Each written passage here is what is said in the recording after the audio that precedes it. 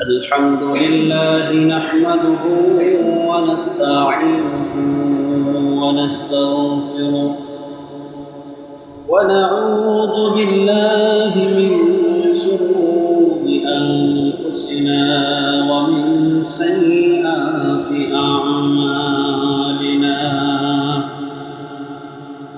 من يهد الله فلا مضل له ومن يضلله فلا هادي له ونشهد أن لا إله إلا الله وحده لا شريك له ونشهد أن سيدنا ومولانا محمدا عبده ورسوله أما بعد فقد قال الله تعالى في كلامه المجيد وفرقانه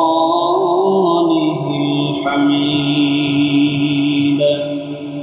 أعوذ بالله من الشيطان الرجيم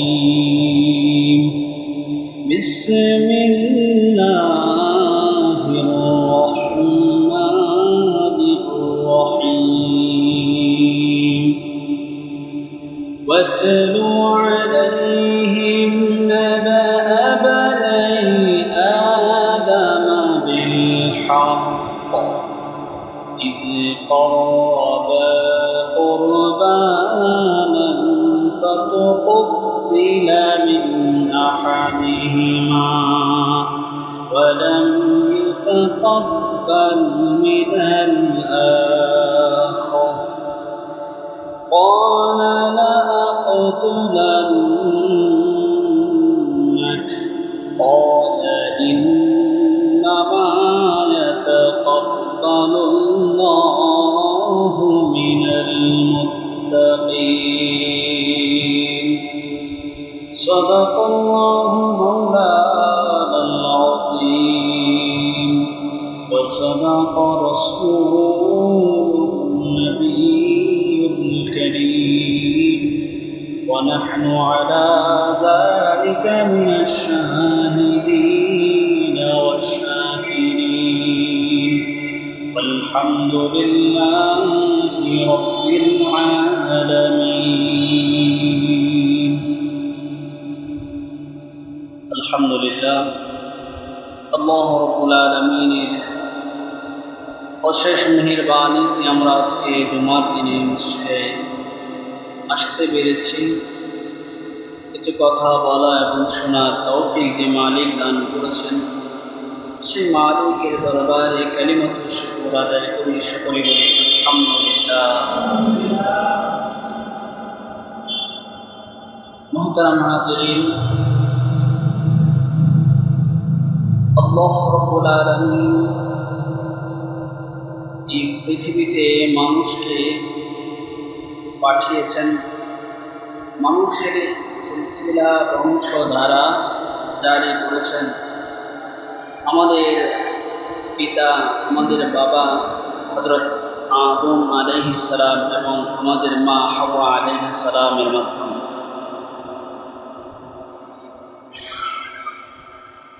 এই দুইজনের মাধ্যমে আল্লাহ রাব্বুল আলামিন সারা পৃথিবীময় মানুষকে ছড়িয়ে ছিটিয়ে দিয়েছেন, মানুষের বংশ বিস্তার লাভ করেছে। আল্লাহ রাব্বুল আলামিন হযরত আদম আলাইহিস সালামকে যখন দুনিয়ায় পাঠালেন, আদম আলাইহিস সালামকে আল্লাহ রাব্বুল আলামিন বলে দিলেন, قُلْنَا اهْبِطُوا مِنْهَا جَمِيعًا فَإِمَّا يَأْتِيَنَّكُم مِّنِّي هُدًى فَمَن تَبِعَ هُدَايَ فَلَا خَوْفٌ عَلَيْهِمْ وَلَا هُمْ يَحْزَنُونَ। আল্লাহ রাব্বুল আলামিন আদম আলাইহিস সালাম সহ হাওয়া আলাইহিস সালাম এবং শয়তান সবাইকে আল্লাহ রাব্বুল আলামিন বললেন, তোমরা জমিনের মধ্যে নেমে যাও।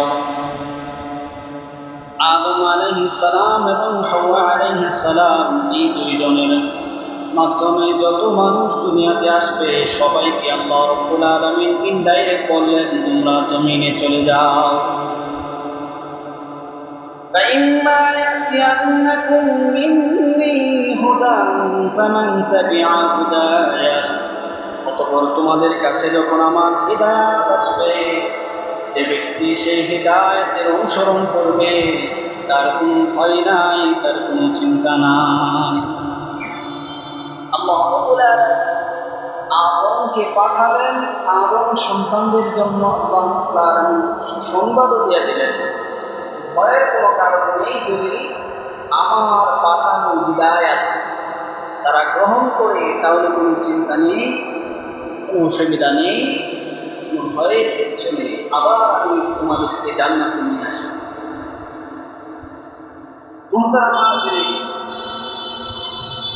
এরপর আদম আলাইহিস সালাম দুনিয়াতে নেমে আসলেন। আল্লাহ রাব্বুল আলামিন তার তওবাকে কবুল করে নিলেন। আল্লাহ রাব্বুল আলামিন আদম এবং হাওয়া আলাইহিস সালাম দুইকে মিলিয়ে দিলেন। এরপর দুনিয়াতে আল্লাহ রাব্বুল আলামিন মানুষের বংশকে বিস্তার করতে চাইলেন। এখন মাত্র দুইজন, হযরত আদম আলাইহিস সালাম এবং আমাদের মা হাওয়া আলাইহিস সালাম। সারা পৃথিবীতে দুইজনই মানুষ, আর কোনো মানুষ নেই। এই দুইজনের মাধ্যমে যে সন্তান আসবে, ছেলে মেয়ে, এদের সম্পর্ক হলো ভাই এবং বোন। এই দুজনের মধ্যে বিবাহ হতে পারে না। ভাই বোন দুইজনের মধ্যে বিবাহ বৈধ নয়। এখন পৃথিবীতে মানুষের বংশ বিস্তার করার জন্য বিবাহ জরুরি। এই বিবাহের মাধ্যমে বংশ বিস্তার হয়। শরঈ কানুনের গণ্ডির ভিতরে থেকে বিবাহের মাধ্যমে যে সন্তান দুনিয়াতে আসে সেটা বৈধ সন্তান। আর বিবাহ বহির্গত যে সন্তান, যে মানুষ দুনিয়াতে আসে, ওইটা বৈধ নয়, অবৈধ পন্থা, অবৈধ সন্তান। উলামায়ে কেরাম সহ নবী আলাইহিস সালাম সবার সাথে যুগে যুগে যারা বেয়াদবি করেছে, গালিগালাজ করেছে, এদের অবস্থা হলো এমন, ইতিহাস সাক্ষী যে এদের প্রত্যেকেরই জন্মের সমস্যা আছে। বনী ইসরাঈলের হযরত ইয়াকুব আলাইহিস সালামের সন্তান 10 ভাই, যারা ইউসুফ আলাইহিস সালামকে ফিরে দিয়েছিলেন।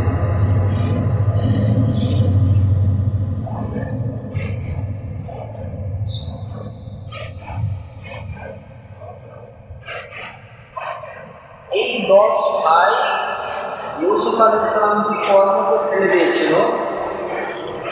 এই 10 ভাইয়ের একটা ঘটনা আছে, সম্পূর্ণ ঘটনা বলতে যাব না। তারা এত বিচক্ষণ ছিল, তারা এত বুদ্ধিমান ছিল যে তারা একটা রাস্তা দিয়ে যাচ্ছে, সেখানে কিছু ঘাস দেখতে পেলেন। এই ঘাসগুলো কোনো প্রাণী খেয়ে গেছে, কোনো গরু বা মহিষ কোনো কিছু খেয়ে গেছে। তো এক ভাই বলতেছে যে এখান দিয়ে যে গাভীর যে গরুটা গিয়েছে, ওই গরুটা গাভী, ওই গরুটা গাভী, এটা বলদ না বা ষাঁড় না, এটা গাভী। এবং আরেক ভাই বলতেছে যে এই গাভীটার চোখে একটা কান আছে, চোখে একটা অঙ্গ ছিল। আরেকজন বলতেছে যে গাভীটা গর্ভবতী।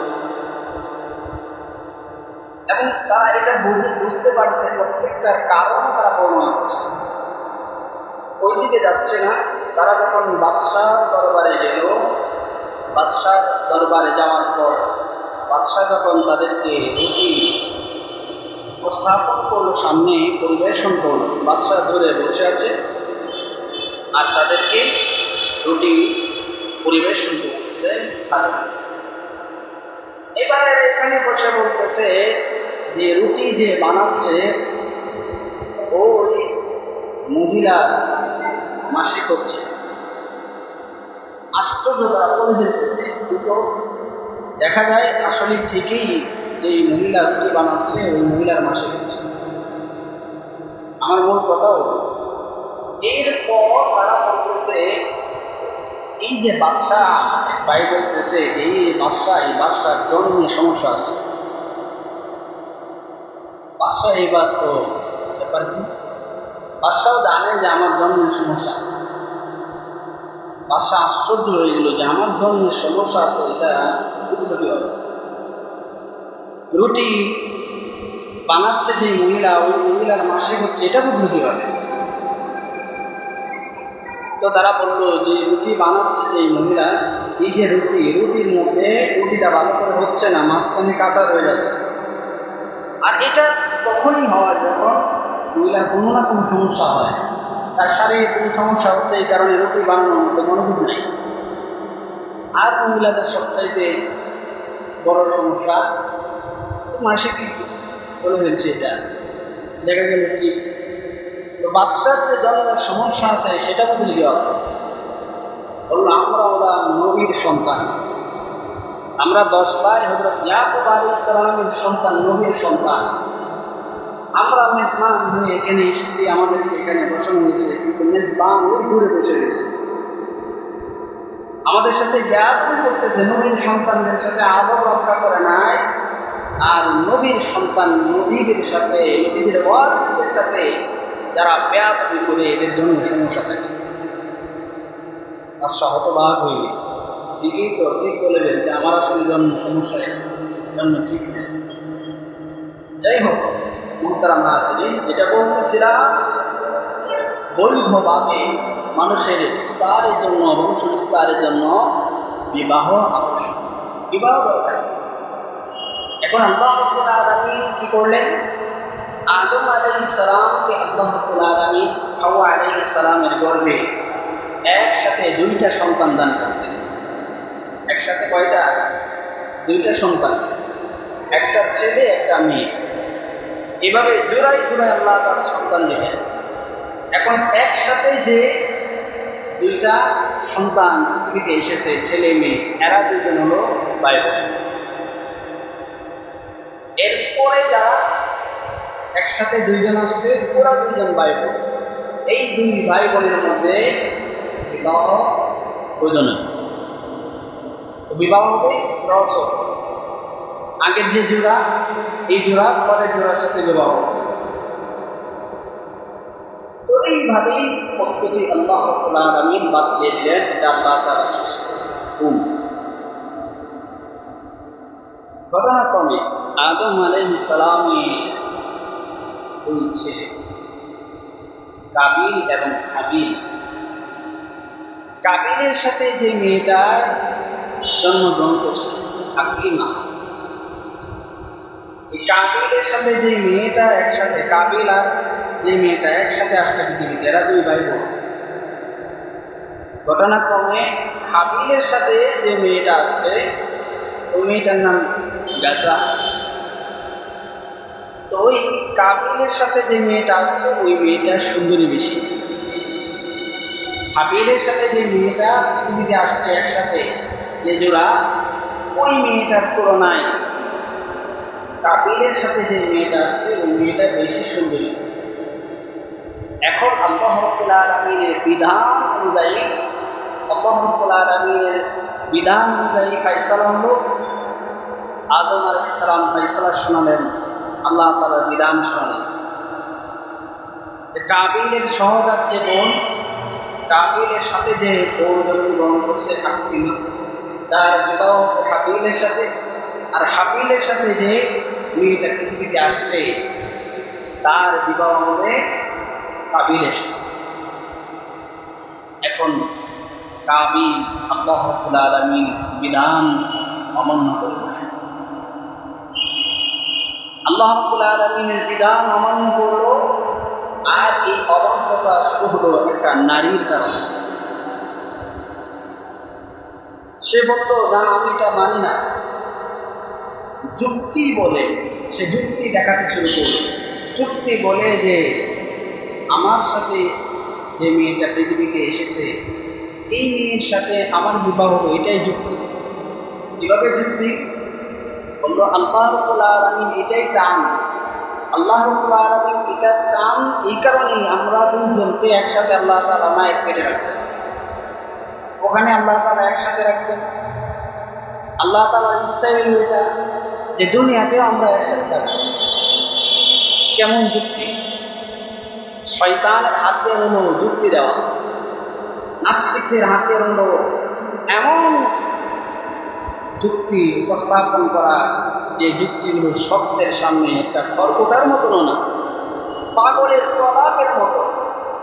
সে আল্লাহ রাব্বুল আলামিনের বিধান মানার পরিবর্তে সে এবার যুক্তি দেখাতে শুরু করলো যে না, আমার সাথে যে সহজাত বোন, যে মেয়েটা জন্মগ্রহণ করছে আর প্রেমা, তার সাথে আমার বিবাহ, আমি তাকেই বিবাহ করব। আদম আলাইহিস সালাম বললেন, দেখো এটা আল্লাহর বিধান।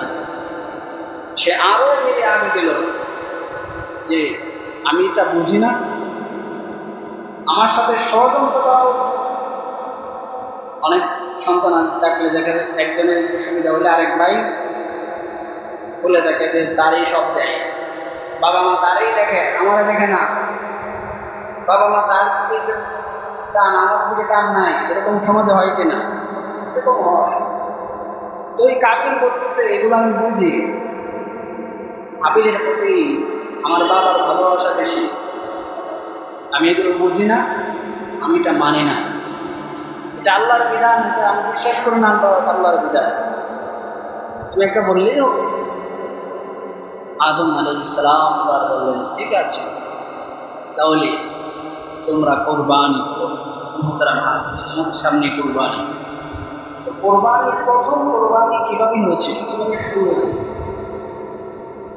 তখন আদম আলাইহিস সালাম বললেন, তোমরা দুইজন কোরবানি করো, যার কোরবানি আল্লাহ রাব্বুল আলামিন গ্রহণ করবেন সেই এই মেয়ের সাথে তার বিবাহ।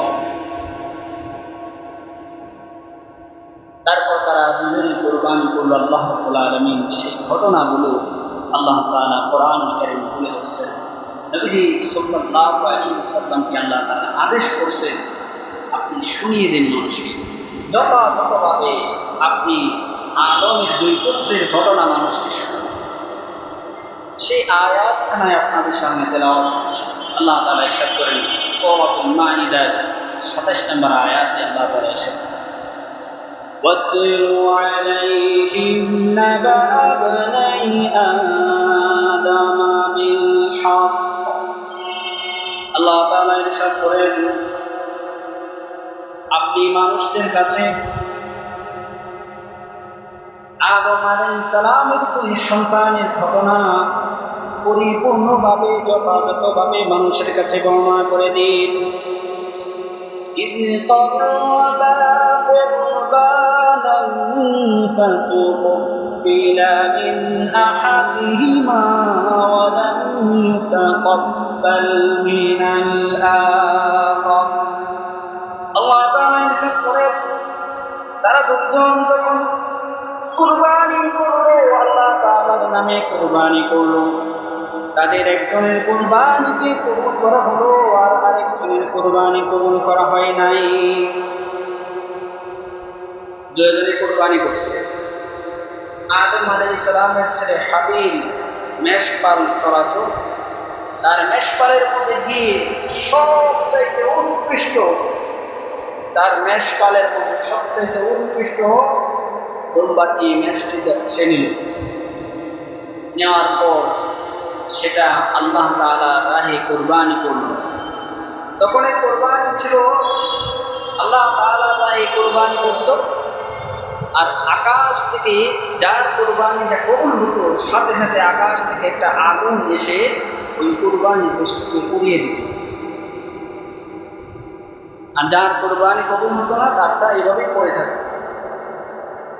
হাবিব তার এই দুম্বাকে রেখে আল্লাহ তাআলার কাছে দোয়া করতেছেন, আকাশ থেকে একটা আগুন এসে তার কোরবানির পশুটাকে পুড়িয়ে দিল, তার কোরবানি কবুল হয়ে গেছে। আর ওই দিক দিয়ে কাবিল কৃষিকাজ করতো, সে তার কৃষিকাজের যে ফসল সেখান থেকে যেগুলো বাদ হয়ে গেছে এরকম কিছু ফসল যেগুলো কোনো কাজের না, এগুলো নিয়ে আসে। আমরা প্রাসঙ্গিক একটা কথা বলে ফেলি, আমরা অনেক সময় মসজিদে দানের ক্ষেত্রে, ফকিরকে দেওয়ার ক্ষেত্রে টাকা বের করে দেখি সবচাইতে অচল কোনটা আছে, একেবারে মাঝখান দিয়ে ফাড়া, ওইটা বাইর করে যে একটা তো চালানো যায় না, দিয়া দেয়। অথচ আল্লাহ তাআলা কোরআনুল কারীম বলছেন, لن تنالوا البر حتى تنفقوا مما تحبون। বান্দা তোমার সবচাইতে প্রিয়, তোমার কাছে সবচাইতে উৎকৃষ্ট যে জিনিসটা ওইটা দান না করা পর্যন্ত তুমি সফল হতে পারবে না। আর আমরা যেটা চলে না ওইটা চালাই, ওইটা এখানে চালাই, এটা করা ঠিক না। তো সে তার কিছু একেবারে অথল কিছু ফসলাদি নিয়ে আসলো কোরবানি করার জন্য, সে এইভাবেই করে রয়েছে। এগুলো আল্লাহ কবুল করে নেয়।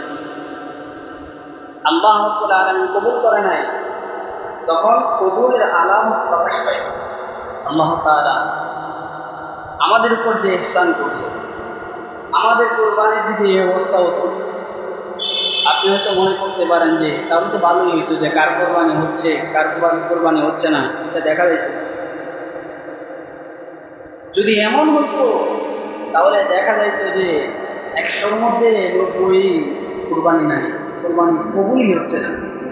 যখন যখন আপনার কোরবানি কবুল হবে না, তখন আপনি সমাজে মুখ দেখাতে পারবেন এই মাল হালাল না। আপনি যখন যাবেন আরেকজন বলবে মাল হালাল না, ঘুষ খাইয়া এই কোরবানির পশু কিনছে, এই কারণে আল্লাহ কবুল করছে না। আল্লাহ ইহসান করছেন, আল্লাহ এটা বন্ধ করে দিচ্ছেন, বন্ধ করে দেওয়া মানুষকে সুযোগ দিচ্ছেন যে সে কোরবানি করে সে যেন আল্লাহর দিকে ফিরে আসে, আল্লাহর কাছে কান্নাকাটি করে বলে, আল্লাহ আমি কোরবানি ঠিক মতো করতে পারি নাই, আমার কোরবানিটা কবুল করো। তো কোরবানি করার সময় কোনো ত্রুটি থাকলেও পরবর্তীতে তার দোয়ার বদৌলতে আল্লাহ তাআলা কবুল করে নেবেন। কিন্তু ওই সিস্টেম চালু থাকতে আর কবুলই হইত না। আল্লাহ তাআলা ইহসান করছেন, দয়া করছেন। আর ওই সময় কোরবানির পশু খাওয়া যাইতো না, ওইটা পোড়ায় যাইত, আকাশ থেকে আগুন আসতো। কিন্তু আল্লাহ রাব্বুল আলামিন আমাদের যে কোরবানির সিলসিলা ইব্রাহিম আলাইহিস সালামের মাধ্যমে জারি করেছেন, সেখানে কোরবানি আমরাই করি। আবার এই কোরবানির পশুর গোশত আমরাই খাই। শুধু আল্লাহ তাআলার জন্য কোরবানি করি এতটুকুই। আল্লাহ তাআলা এগুলো কিচ্ছু চান না, আল্লাহ গোশতও নেন না, আল্লাহ কোরবানির পশুর রক্ত গোশত কোনো কিছুই চান না। বান্দার দিলের তাকওয়াটা চান, বান্দা আল্লাহর জন্য সে কোরবানি করে কিনে। যাই হোক, আল্লাহ রাব্বুল আলামিন সিস্টেম তুলে দিলেন। যখন এই কোরবানি কবুল হলো না, তখন সে তো আরও রেগে গেছে, রেগে গিয়ে বলতেছে, না, তোর জন্যই এই অবস্থা, তোর জন্যই আমার কোরবানি কবুল হয় নাই, তোদের কারণে আমাদের দুর্ভাগ্য, তোদের কথার কারণে আজকে সমাজের মধ্যে আমরা উল্টাপাল্টা চলতে পারি না। এই মোল্লা মৌলবীদের কথার কারণে, তাদের প্রতিবাদের কারণে দেখা গেছে আমরা আমাদের মিশনকে সাকসেসফুল করতে পারি না। তখন রেগে যায়, রেগে গিয়ে দেখা দেয় যে জেল হাজত এই সেই অনেক কিছু, এগুলো হুমকি টুমকি দিয়ে তাদেরকে দামায় রাখতে চায়। তো এই কাবিল তখন বলতেছে, লাভ তোলার না, আমি তোমার হত্যা করে ফেলব। قال إنما يتقبل الله من المتقين। হাবিল বললেন, শোনো, তোমার কুরবানি আল্লাহ তাআলা কেন কবুল করে নাই? আল্লাহ তাআলা কেবল ওই আমলটাই কবুল করেন আল্লাহ তাআলা। ইন্নামা ইয়াতাকাব্বালুল্লাহু মিনাল মুত্তাকিন, মুত্তাকি বান্দাদের আমলকে তিনি কবুল করেন। তুমি মুত্তাকি নও, তোমার ভিতরে আল্লাহর ভয় নাই, আল্লাহর কাছে আত্মসমর্পণ করো, তুমিও ভালো হবে, তোমার কোরবানি আল্লাহ কবুল করবেন। হাবিব আরো সুন্দর করে বলতেছে, লাইন বাসাত্তা ইলাইয়া ইয়াদাকা লিতাকতুলানি মা আনা বিবাসিতি ইয়াদিয়া ইলাইকা লিআকতুলাক ইন্নী আখাফুল্লাহ রাব্বাল আলামিন। তুমি যদি আমাকে হত্যা করার জন্য হাত উঠাও, আমি হাত উঠাবো, কারণ ইন্নী আখাফুল্লাহ, আমি আল্লাহকে ভয় করি। হত্যা এমন জঘন্য অপরাধ, এই হত্যার প্রভাব সারা পৃথিবী ময় করে যায়। এরপর সেটাকে হত্যা করে দিল। ইন্নী উরিদু আন তাবুগা বিইসমি ওয়া ইসমিকা ওয়া তাকুনা মিন আসহাবিন নার ওয়া যালিকা জাযাউয যালিমিন। হাবিল আর বলতেছে, আমি চাই যে তুমি তোমার পাপ এবং আমার পাপ, তোমার পাপ তো হবে, আমার পাপটাও তুমি নিবে, নিয়ে তুমি জাহান্নামে যাবে। এটাই হলো জালিমদের প্রতিদান। জালিম যারা, এরা জাহান্নামে যাবে, মাজলুমের পাপ সহ নেবে, মাজলুমের পাপের বোঝা তারা বহন করবে। যার জুলুম যার উপর করবে তার পাপের বোঝা জালিম নিতে হবে, জালিমের উপর আল্লাহ তাআলা বর্তায় দিবে। তাই হাবিল বলতেছে, আমি চাই যে তোমার আমার পাপটাও তুমি নে, যে আমাকে তুমি হত্যা করো। সে তো আরও রেগে গেল, এত সাহস, কত আত্মা নাফসু, তার অন্তর, তার আত্মা তখন তাকে প্ররোচিত করতে শুরু করল। ফাতারা ফিহি ফাকাতালাহু ফাআসবাহা মিনাল খাসিরিন, সে তার ভাইকে হত্যা করে দিল। হত্যা করার পর সে এবার ক্ষতিগ্রস্তদের অন্তর্ভুক্ত। তাফসীরে আসছে যে এই হত্যা করার পর আদম আলাইহিস সালাম তিনি ফল খাচ্ছিলেন। তখন তো রেডিও, টেলিভিশন এগুলো কিছু ছিল না। কিছু না থাকার পরও আদম আলাইহিস সালাম তিনি তো নবী ছিলেন, তিনি বুঝতে পারতেন। তিনি ফল খাচ্ছেন আর বলতেছেন, এটা স্বাদ কোথায় গেল, স্বাদ তো পাচ্ছি না। পৃথিবীটা কত সুন্দর পরিবেশ ছিল, পৃথিবীর বাতাস কেন এমন হয়ে গেল? পৃথিবীর বাতাসের মধ্যে আমি দুর্গন্ধ বুঝতে পারছি, পৃথিবীর পরিবেশটা কেমন যেন নোংরা মনে হচ্ছে। এই ফলের স্বাদ যেন আল্লাহ উঠায় এনেছেন। অর্থাৎ যখন কোনো মানুষ হত্যার মতন জঘন্য পাপ করে, এই পাপ করার ফলে সারা বিশ্বময়ের প্রভাব পড়ে যায়, সারা বিশ্বময় অশান্তি শুরু হয়ে যায়। এই হত্যাকাণ্ড, আজকে হত্যাকাণ্ড একটা মামুলি বিষয় হয়ে গেছে। আর এটা একমাত্র হয়েছে শরীর দণ্ডবিধি না থাকার কারণে। একটা মামলা বছরের পর বছর চলতে থাকে, বিচার পাওয়া যায় না, সঠিক বিচার পাওয়া যায় না। সকল মানুষের সামনে দিবালোকে হত্যা করেছে, কিছু টাকা দেওয়া দিচ্ছে, সব শেষ, নথিপত্র কোনো কিছু নাই, মামলা সব কিছু গায়ে পড়ে যায়। বিচার বিভাগের এই দুর্বলতার কারণে আজকের সমাজ এত কলুষিত। আজকের সমাজের মানুষের মধ্যে শান্তি নেই। বিভিন্ন সময় বিভিন্ন সরকার এসেছে, বিভিন্ন সময় বিভিন্ন নেতারা বড় গলায়, জোর গলায় অনেক কথা বলেছে যে আমরা শান্তি কায়েম করতে চাই, আমরা এই করব, ওই করব, উন্নয়ন করব। কিন্তু আমাদের সমাজকে পাপমুক্ত করার কারণে আসল শান্তি তখনই আসবে যখন মানুষগুলো নিষ্পাপ হবে। মানুষ যখন নিষ্পাপ হবে, মানুষের সমাজের মধ্যে পাপ কমে যাবে। আল্লাহ রাব্বুল আলামিন সব বিষয়ের মধ্যে তখন শান্তি দান করবেন, সব বিষয়ের মধ্যে আপনি স্বাদ পাবেন। বিভিন্ন বিষয়ের মধ্যে আমরা স্বাদ পাই না এবং অশান্তির মধ্যে ডুবে থাকি। এর কারণ এটা,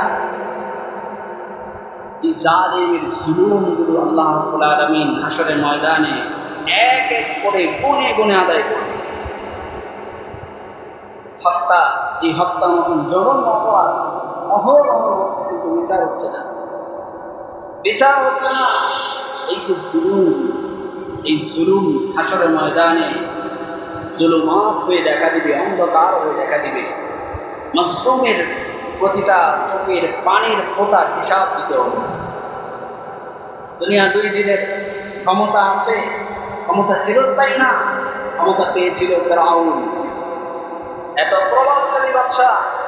ক্ষমতা পেয়েছিল নমরুদ, এত প্রভাবশালী বাদশাহ। তাকে আল্লাহ তাআলা এত প্রভাব দান করছিলেন, সারা বিশ্বময় ক্ষমতা দান করছিলেন, কিন্তু কোথায় তাদের নাম? আল্লাহ তাআলা অনেক সুযোগ দিচ্ছেন, তারপর যখন অবাধ্যতা একেবারে চরম পর্যায়ে পৌঁছে গেছে, জাহান্নামের শাস্তিটা বেশি হওয়ার উপযুক্ত হয়ে গেছে, তখন আল্লাহ তাআলা অপদস্থ করে ল্যাংরা মশা দিয়ে আল্লাহ তাআলা জুতা দেয়া বাইতে বাইতে আল্লাহ তাআলা দুনিয়া থেকে বিদায় করছে। এই জন্য ক্ষমতা চিরস্থায়ী নয়। সামান্য ক্ষমতার লোভে, সামান্য পাওয়ারের লোভে একজন নেতার পিছনে আপনি থাকতে পারলে আপনি সফল মনে করতেছেন না। নেতার আদর্শে আদর্শিত নিজেকে বলে গৌরব মনে করতেছেন যে আমি আমার নেতার আদর্শে আদর্শিত। আপনার লজ্জা উচিত, আপনার এটা বলা উচিত যে আমি নবীর আদর্শে আদর্শিত চলিনি, আমি নবীর আদর্শে আদর্শবান হতে চাই। আমার আদর্শ মুহাম্মাদুর রাসূলুল্লাহ সাল্লাল্লাহু আলাইহি ওয়াসাল্লাম, আমার রাজনৈতিক আদর্শ মুহাম্মাদুর রাসূলুল্লাহ, আমার পারিবারিক আদর্শ মুহাম্মাদুর রাসূলুল্লাহ, আমার সর্বক্ষেত্রে আদর্শ একমাত্র মুহাম্মাদুর রাসূলুল্লাহ, এটা বলা উচিত ছিল। এই আদর্শে আদর্শিত যদি হতে পারেন তাহলে চিরস্থায়ী জান্নাত, অন্যথায় কপালে দুঃখ আছে। যাই হোক, এই যে পাপ সে ঘটায় ফেললো, হত্যা করলো, হত্যা করার পর সে এখন কী করবে? এই লাশ কী করবে? আল্লাহ তাআলা সবগুলো কোরআন কারীমে বর্ণনা করছেন। সময় থেকে অংশ করে বলে দিচ্ছে, আল্লাহ তাআলা তখন একটা কাককে পাঠালেন। কাক এসে একটা মৃত কাককে টেনে আনলো, মাটি খুঁড়ে তারপর কাককে ওই গর্তের মধ্যে রেখে ঢেকে দিল। এবার সে বলতেছে, হা আমার দুর্ভাগ্য, আমি কত আজিজ, কত ব্যাকর, যে কাকের মতন জ্ঞানটাও আমার নেই, আমি আমার ভাইকে এইভাবে সৎকার করতে পারি নাই। বর্ণনায় পাওয়া যায় এই লাশটা নিয়ে সে 1 বছর পর্যন্ত ঘুরছে। লাশ বসেও নাই, আমি লাশ কী করবে এটাও বুঝতেছি না। 1 বছর পর্যন্ত আল্লাহ তাআলা দুনিয়াবি শাস্তি দিয়েছে। 1 বছর ঘোরার পর আল্লাহ তাআলা এই ব্যবস্থা করলেন। এরপর নবী করিম সাল্লাল্লাহু আলাইহি ওয়াসাল্লাম ইরশাদ করেন, এখন পর্যন্ত কিয়ামত পর্যন্ত যত হত্যাকাণ্ড হবে, সকল হত্যাকাণ্ডের কিছু পার্সেন্টেজ তার আমলনামায় যোগ হবে। এই জন্য একটা হত্যার সাথে কত মানুষ জড়িত, শুধু মানুষ নয়, পশু পাখি সবাই জড়িত। একটা পাপ আপনি করলেন, আমি করলাম, এই পাপের খেসারত সবাইকে দিতে হয়। আমি পাপ করে শুধু নিজের উপর জুলুম করি না, বরং সমস্ত মানুষের উপর জুলুম করি। আমি পাপীকে শাস্তি না দিয়ে টাকা খেয়ে আমি আমার কলম দিয়ে বিচারকে উল্টায় দিলাম, এটা আমি একজন মানুষের উপর অবিচার করি নাই, বরং সমগ্র বিশ্বের উপর, সমগ্র মানুষের উপর আমি জুলুম করছি। আমি এত বড় জালেম। এই জন্য মুহতারাম হাজিরিন, কোরবানির প্রথম ইতিহাসটা ছিল এরকম। আল্লাহ তাআলা এই ইতিহাসকে কোরআন কারীমে সূরাতুল মাইদা 27 থেকে 31 নম্বর আয়াত পর্যন্ত এই ইতিহাসকে তুলে ধরেছেন এবং নবী করিম সাল্লাল্লাহু আলাইহি ওয়াসাল্লামকে বলছেন যে আপনি মানুষকে শুনিয়ে দিন। আমরা আপনাদেরকে কোরআন শুনিয়ে দিলাম যে আদম আলাইহিস সালামের 2 পুত্রের ইতিহাসটা এমন ছিল। এখান থেকে শিক্ষণীয় বিষয়, আল্লাহ রাব্বুল আলামিন মুত্তাকি বান্দাদের আমলকে কবুল করেন। কোরবানি আমরা করব, আগে দিলের মধ্যে তাকওয়া তৈরি করতে হবে। আল্লাহর জন্য আমি কাজ করব, আল্লাহর জন্য কোরবানি করব। যদি এটা না হয় তাহলে কাবিলের মতন আমার কোরবানি কবুল হবে না। আল্লাহ রাব্বুল আলামিন আমাদের সকলকে বোঝার এবং আমল করার তৌফিক দান করুন। আদা ওয়া আখিরু দাওয়ানা আলহামদুলিল্লাহ।